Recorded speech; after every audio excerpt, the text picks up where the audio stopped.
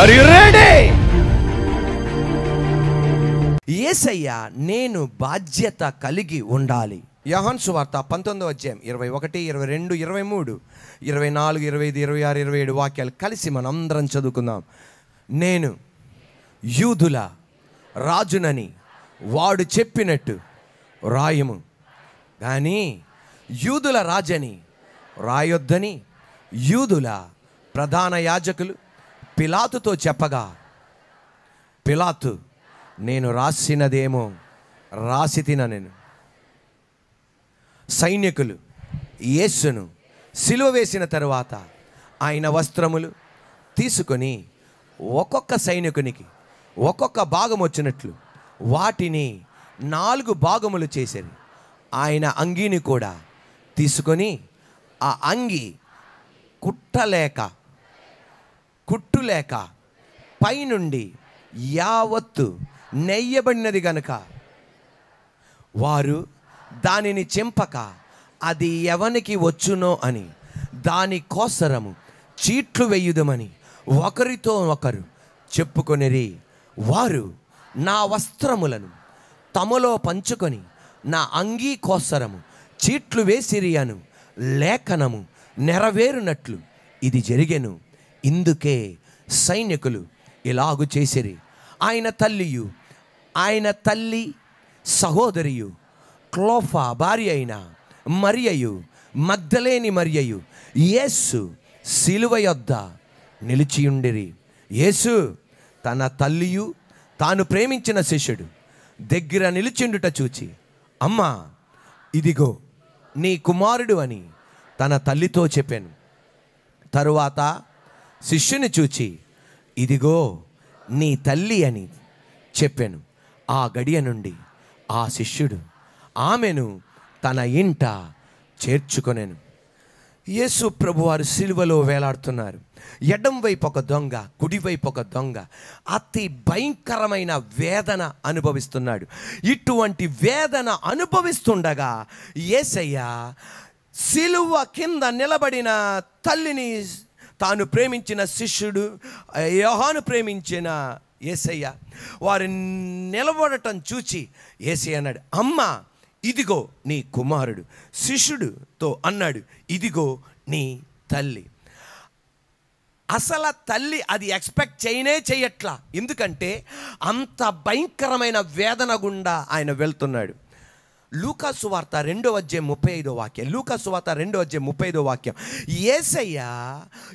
యేసయ్యను యోసేబులు మరియలు 8వ రోజున మందిరానికి తీసుకువెళ్ళారు. 8వ రోజున మందిరానికి తీసుకెళ్ళగానే అక్కడ వృద్ధుడైన నిండు వృద్ధాప్యములో వచ్చిన ఒక భక్తుడు ఉన్నాడు. అతని పేరు సిమియోను. ఆ సిమియోను ఆ బిడ్డను ఎత్తుకొని యేసు ప్రభు వారిని యేసయ్యని ఎత్తుకొని అలా ఆకాశం వైపెత్తి మహిమపరిచి ఏమని చెప్పాడంటే, ఒక ప్రవచనం తల్లితో చెప్పాడు. ఆ ప్రవచనం ఏంటంటే, మరియా నీ హృదయములో నుండి ఒక ఖడ్గం దూచుకొని వెళ్ళను. ఆమెకి అర్థం కాల, ఖడ్గం దూచుకొని వెళ్ళడం ఏంటా అని. 2 సంవత్సరాలు అయినాయి. యేసు ప్రభు వారికి 2 సంవత్సరాల లోపల ఉన్నప్పుడు హేరోదు రాజు ఏమనుకున్నాడంటే, నేను యూదులకు రాజు అయితే ఇంకొక యూదుల రాజుగా ఒక ఆయన పుట్టాడా, ఆయన ఎక్కడున్నాడో నాకు తెలవట్లేదని చెప్పి 2 సంవత్సరాల లోపల ఉన్న మగ బిడ్డలందరినీ చంపేయండి అన్నాడు. ఆ 2 సంవత్సరాల లోపల ఉన్న మగ బిడ్డలను చంపుతుండగా దేవాది దేవుడు ప్రత్యక్షమై యోసేపుని మరియమ్మల్ని యేసయ్యతో ఐగుప్త దేశానికి వెళ్ళిపోమన్నారు. అటువంటిటప్పుడు వరదలు వస్తే రోడ్డు మీద నీళ్లు ఎలా ప్రవహిస్తాయో, వీధుల్లో ఎలా నీళ్లు ప్రవహిస్తాయో, రక్తం ఆ వీధుల గుండా ప్రవహిస్తుంది. తల్లి గుండె వేదన చెందింది. నా బిడ్డ వలనే కదా ఇదంతా జరిగింది. ఓహో, ఆ దైవజనుడు చెప్పింది ఒక ఖడ్గం దూచుకొని వెళ్ళను అంటే ఇదేనేమో అనుకుంది. అయినా ఏమీ అర్థం కాల. తర్వాత యేసు ప్రభు వారిని వారు ఉన్న ప్రాంతానికి తీసుకొచ్చి 10-12 సంవత్సరాలప్పుడు యేసయ్యని తల్లి వింటుండగానే ఎగతాళి చేస్తున్నాడు. మీ నాన్న ఎవరు, నువ్వు ఎలా జన్మించావు, రకరకాల మాట అంటున్నారు. ఆమె అనుకుంది, ఇదేనేమో ఖడ్గం. యేసు ప్రభు వారు కొండ మీద వెళ్తే అక్కడి నుండి తొయ్యబోతున్నారు. ఆ విషయం తెలిసేసి ఇదేమో ఖడ్గం, కానీ అది కాదు ఆ ఖడ్గం. అసలైన ఖడ్గం ఆమె హృదయంలో దూచుకొని వెళ్ళింది. ఎప్పుడు తెలుసా? గొల్గోతా కొండలో తన కుమారుని చూడగానే 2 చేతుల్లో మేకులు, 2 కాళ్ళలో మేకులు, తలలో ముళ్ళ కిరీటం, డొక్కల్లో పొడుస్తున్నారు. ఆమె ఖడ్గం ఆమె హృదయం నుండి దూచుకెళ్ళిపోయింది. తన కుమారుడు బాధపడుతున్నాడు, శరీర వేదన, ఈమె అంతరంగ వేదన. ఆ ఖడ్గం దూచుకెళ్ళింది. ఏ తల్లైనా ఏ తండ్రైనా తన కొడుకులు తన కూతురులు వాళ్ళని సమాధి చేయాలనుకుంటారు, మట్టికి మట్టిగా కలపాలనుకుంటారు. ఏ తల్లి కూడా ఏ తండ్రి కూడా తన బిడ్డల్ని సమాధి చేయాలని ప్రపంచంలో ఎవరు అనుకోరు. కానీ ఈ తల్లికి ఆ స్థితి వచ్చింది. తన కుమారుణ్ణి తన కళ్ళారా సమాధి చేయాల్సి వస్తుంది. ఆ వేదన ఎవరికి తెలుసా? యేసయ్యకి తెలుసు.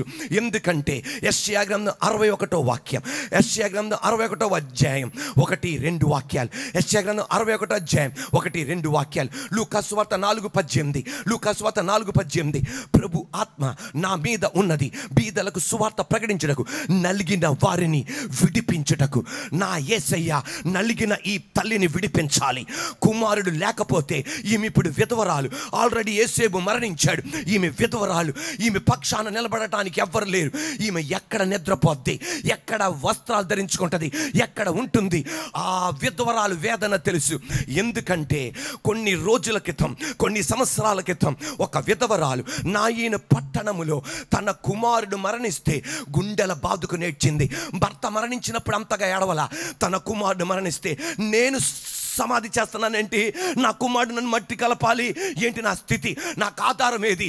అటువంటి టైంలో నా దేవుడు ఆ విధవరాల్ని కనికరించి నా దేవుడు ఆ కుమారుని బతికింపజేశాడు.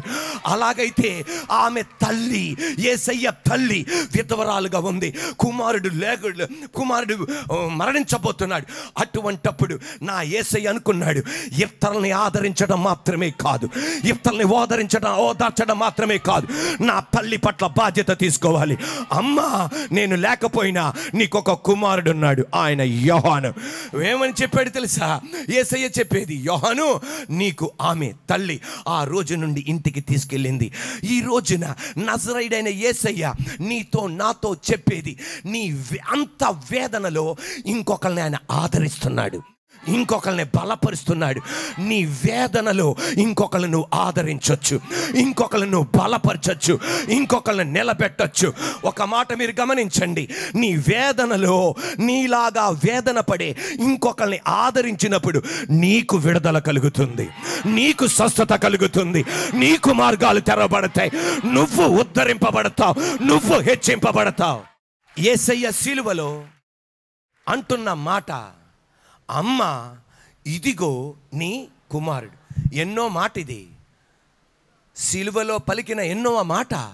3వ మాట, 1వ మాట, తండ్రి వీరేమి చేయుచున్నారు, వీరెరుగరు గనక వీరిని క్షమించు. 2వ మాట, నిశ్చయముగా నీవు నాతో కూడా పరదేశంలో ఉండు. 3వ మాట, అమ్మ ఇదిగో నీ కుమారుడు. అసలు సిలువలో ఈ మాట పలకక్కర్లా. 1వ మాట సిలువలో పలకాలి, 2వ మాట పలకాలి, 4వ మాట పలకాలి, 5వ మాట పలకాలి, 6వ మాట పలకాలి, 7వ మాట పలకాలి. ఎందుకంటే ఈ మాటలు వేరే స్థలములో పలికితే విలువ ఉండదు.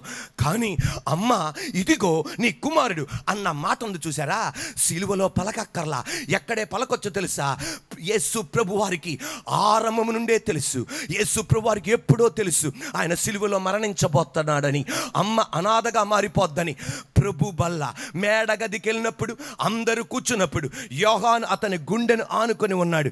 యోహానుతో చెప్పొచ్చు, యోహాను నేను మరణించబోతున్నా, నా తల్లి అనాథగా ఉంటుంది, నువ్వు బాధ్యత తీసుకోవా అని అప్పుడు చెప్పొచ్చు. లేకపోతే గెత్సెమనే తోటలో పేతురు, యాకోబు, యోహాను యేసు ప్రభు వారు ప్రార్థన చేస్తున్నప్పుడు యోహాను నా తల్లి పట్ల నువ్వు బాధ్యత తీసుకోవా అని అప్పుడు చెప్పొచ్చు. అప్పుడు కాకపోతే కొరడాతో కొడుతుండగా గొల్గోతా కొండ పైకి ఎక్కుతుండగా ఆ యోహాను పక్కనే ఉన్నాడు, నా తల్లి గురించి జాగ్రత్త. కానీ నా యేసయ్య పబ్లిక్గా చెప్తున్నాడు, అమ్మా ఇదిగో నీ కుమారుడు. ఎందుకని? 10 మందికి చూపెట్టడానికా నేను తల్లిని గౌరవిస్తున్నానని, 10 మందికి చెప్పడానికా నా తల్లి బాధ్యత నేను తీసుకున్నానని, 10 మందికి చెప్పడానికా, ఊరోళ్ళందరికీ చెప్పడానికా నేను నా తల్లి బాధ్యత తీసుకున్నానని అని చెప్పడానికి కాదు, నీకు చెప్పడానికి, దేవుని కృపను ప్రసంగం చేస్తున్న నాకు చెప్పడానికి. నేను మీ పాపాల విషయం గురించి మాత్రమే కాదు నేను పట్టించుకునేది, మీ శాపాల విషయం గురించి మాత్రమే కాదు పట్టించుకునేది. తండ్రితోను తండ్రైన దేవుడితోను మనిషితోను ఉన్న అడ్డుగోడను పడగొట్టడానికి మాత్రమే కాదు నేను పట్టించుకునేది. నేను పట్టించుకునేది నీ లోకములో ఉన్న చిన్న విషయాలు కూడా పట్టించుకుంటా. నువ్వు మనస్సులో ఉన్న వేదన పట్టించుకుంటా, నీ వస్త్రాల గురించి పట్టించుకుంటా, నీ కూతురు వివాహం గురించి పట్టించుకుంటా, నీ కుమారుడు వివాహం గురించి పట్టించుకుంటా, నీ ఆర్థికం గురించి పట్టించుకుంటా, నీ వాహనం గురించి పట్టించుకుంటా. ఇప్పుడు ఆమెననాలి, నీ మైన్యూట్ డీటెయిల్స్ కూడా నేను పట్టించుకుంటా. హల్లెలూయా. ఈ రోజు నన్ను వేదన పడద్దు, నేను పట్టించుకునేవాడు. అందుకే యేసయ్య ఏమన్నాడు తెలుసా? నేను ఒట్టి రక్షకుడిని మాత్రమే కాదు, నీ ప్రతి అవసరతను తీర్చగలిగిన సమర్థుడిని. మళ్ళా చెప్తున్నాను, నేను నీ రక్షకుడిని మాత్రమే కాదు, ఈ లోకములో ఉన్న ప్రతి అవసరతను తీర్చగలిగిన సమర్థుడిని. అందుకే భక్తుడైన పౌలు అంటున్నాడు, ఫిలిప్పీ రాసిన పత్రిక 4:19 ఫిలిప్పీ రాసిన పత్రిక 4:19 కాగా దేవుడు తన ఐశ్వర్యము చొప్పున క్రీస్తు యేసు నందు మహిమలో మన ప్రతి అవసరము తీర్చును. 1 పేతురు రాసిన పత్రిక 5:6-7 1 పేతురు రాసిన పత్రిక 5:6-7 అంటే మనకి ఇక్కడ దృశ్యం ఎలా కనబడుతుంది అంటే, అది కరెక్ట్. ఆకాశము నా సింహాసనం, భూమి నా పాదపీఠం అన్న దేవుడు, ఆ దేవుని యొక్క పెద్ద చెయ్యి హస్తం కింద మనం ఎలా ఉండాలా? కరెక్టే. అక్కడతో ఆపలా, దీన మనస్కులై ఉండి అక్కడతో ఆపలా. చూడండి 7-6 ఆయన మిమ్మును గురించి చింతించుచున్నాడు గనక మీ చింత యావత్తు ఆయన మీద వేయండి. అంటే ఆయన బలిష్టమైన చేతి కింద ఉన్నప్పుడు కొన్ని కార్యాలు జరగలేనట్టుంటాయి. ఆయన చిత్తములో ఉన్నప్పుడు కొన్ని వ్యాపార మార్గాలు తెరవనట్టుంటాయి, వివాహ మార్గాలు తెరవనట్టుంటాయి, కుటుంబ మార్గాలు తెరవనట్టుంటాయి. అప్పుడు మనం చింతిస్తాం. వద్దు, సిలువ కింద ఉన్న తల్లి తీసేయండి అన్న, సిలువ కింద ఉన్న తల్లి చింత ఏంటి తెలుసా? యేసయ్యా నువ్వు లేవు, నన్ను ఎవరు పట్టించుకుంటారు? నెక్స్ట్ రోజు ఆహారం ఎక్కడి నుండి, నెక్స్ట్ రోజు వస్త్రం ఎక్కడి నుండి, నన్ను ఏ ఇంట్లో ఉంచుతారు, నన్ను ఎవరు ఉంచుతారు, ఎవరు నన్ను కాపాడుతారు అని అడగాలని ఉంది. కానీ అడిగే సమయం కాదు.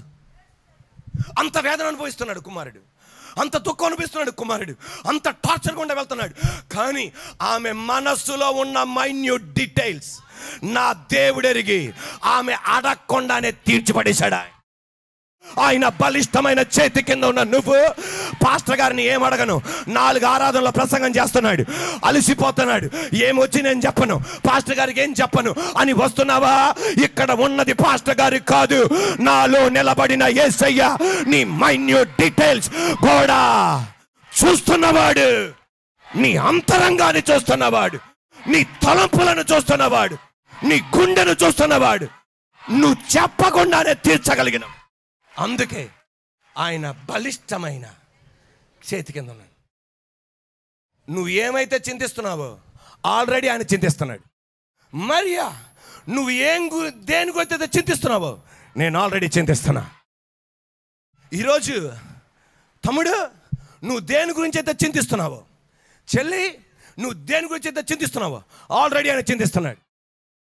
ఆయన చింతించి నేను చింతించి టైం వేస్ట్. ఆయనో చింతించాలి, మనో చింతించాలి, ఎవరో ఒకరు చింతిస్తే చాలు, ఆ బాధ్యత ఆయనకు అప్పగిద్దాం. సిలువలో మనకి చెప్పేది, నేను మీ రక్షకుడిని 100కి 100% ఈ భూమి మీద ప్రతి అవసరాన్ని తీర్చగలిగిన శక్తివంతుణ్ణి.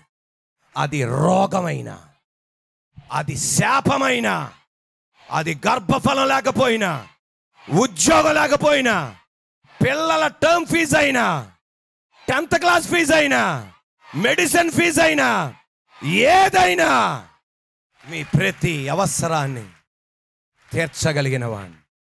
హల్లెలూయా. ఒక పాస్టర్ గారు జరిగిన సంఘటన చెప్తున్నారు. ఆ పాస్టర్ గారికి వాళ్ళ అమ్మ అంటే చాలా ప్రేమ.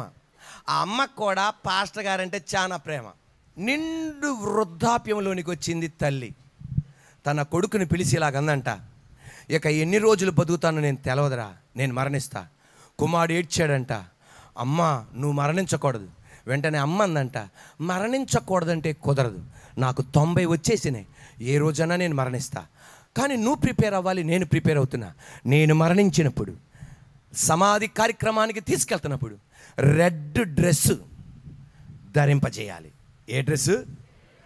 రెడ్ డ్రెస్సు ధరింపజేసి నన్ను తీసుకెళ్ళాలి. నన్ను గుంట్లో పెడుతున్నప్పుడు ఈ పాట పాడాలి. ఏ పాట తెలుసా? Because he leaves I can face tomorrow.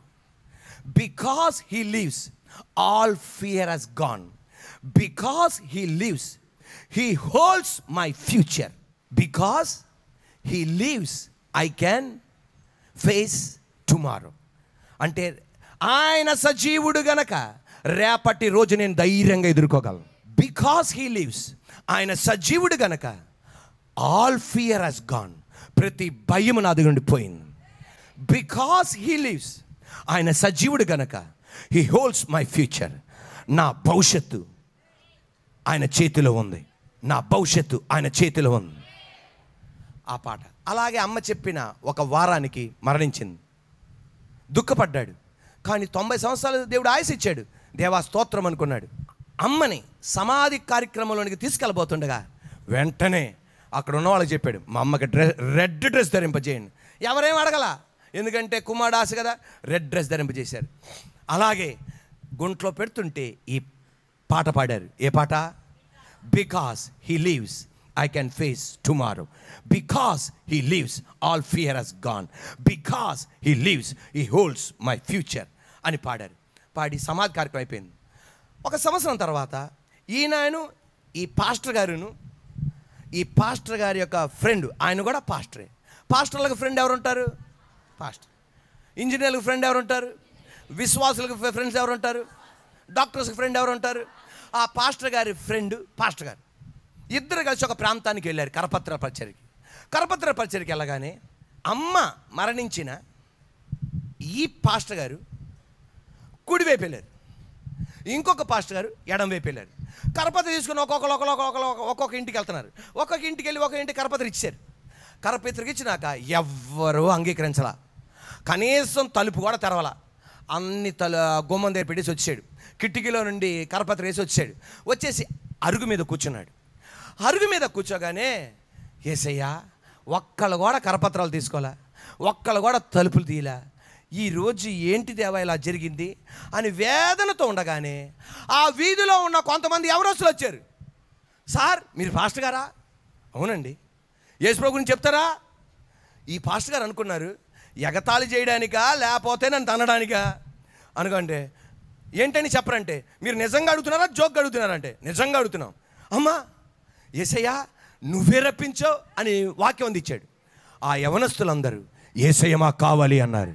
అనగానే వెంటనే ఆయన ఏమనుకున్నాడు తెలుసా?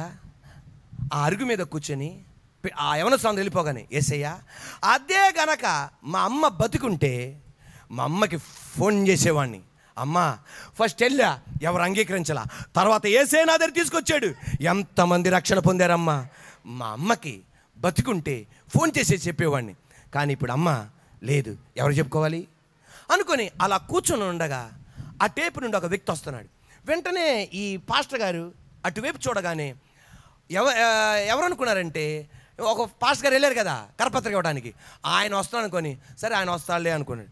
ఆయన అలా కూర్చుండగానే దగ్గరికి రాగా ఒక యవనస్తుడు వెనకాల గిటార్ ఉంచుకొని వచ్చాడు. ఉంచి ఈ పాస్టర్ గారు ఆ గిటార్ పట్టుకొని వచ్చిన యవనస్తుడితో అడిగారు. ఏమని అడిగారంటే, మీరెవరండి? నేను గాస్పల్ సింగర్నండి. వెంటనే ఆయన అడిగారు, మీరెవరండి? నేను పాస్టర్నండి. అనగానే వెంటనే అమ్మను కోల్పోయిన ఈ పాస్టర్ గారు ఏమన్నారంటే, ఒక పాట పాడతారా అనగానే ఆ యవనస్తుడు ఏమన్నారంటే, పాస్టర్ గారు మీరు ఒక చెప్పండి, ఒక పాట పాడతా.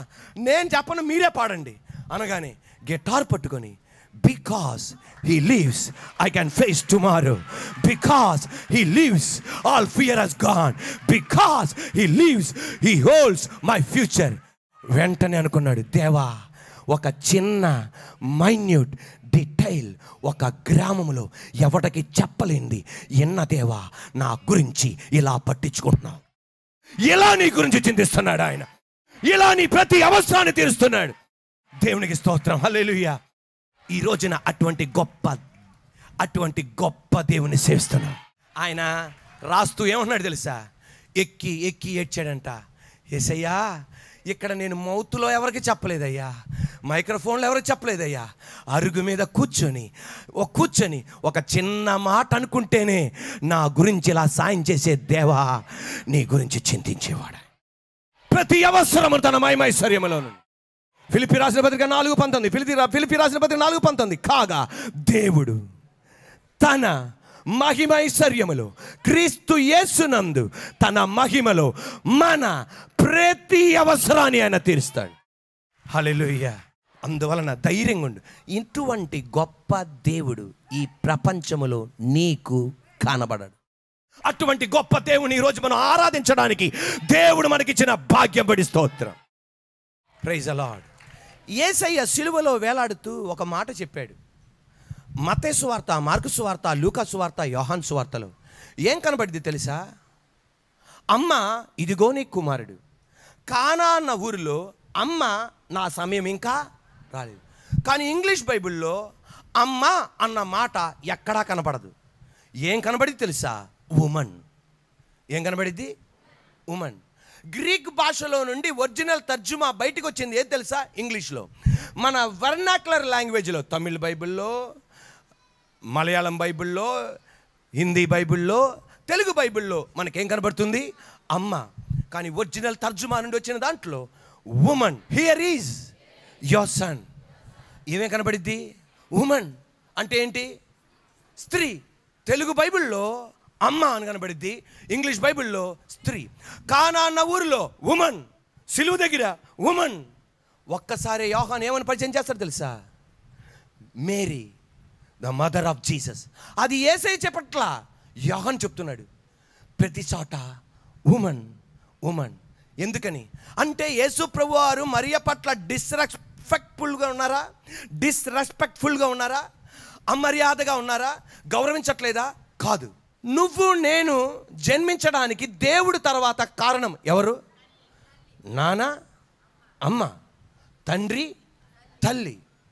కానీ యేసయ్య ఈ లోకములో జన్మించడానికి పురుషుడు సహాయం కోరలా. మరియమ్మను ఒక పాత్రగా ఎన్నుకున్నాడు అంతే. నేను మా అమ్మని అమ్మ అని ఎందుకు అన్నాను తెలుసా? మా అమ్మ నాకు జన్మమిచ్చింది. కానీ యేసయ్య స్త్రీ అని ఎందుకు అన్నాడు తెలుసా? నేను నిన్ను పాత్రగా ఎన్నుకున్నా. ఏ పురుషుడు సహాయము లేదు, నీ సహాయము లేదు.